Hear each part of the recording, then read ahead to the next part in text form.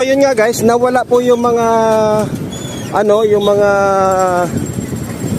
nagtitinda rito sa harapan na dati ay yun yung problema talaga ng Manila, no? Pero ngayon ay malinis. Dati natin may nakikita tayong mga nakahambalang na mga tinda rito sa gitna. Ngayon makikita natin ay malinis po talaga. Ayan.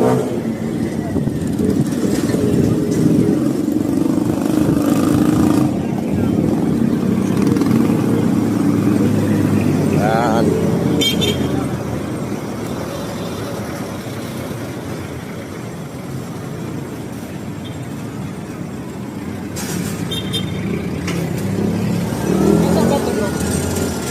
Padilpan. Padilpan to? Oo. May bali dito sila sa mga area. Ayan na sila. Yun talaga yung kanilang pwesto, yun sa loob na yan. Looban yan. Wala na, malinis na.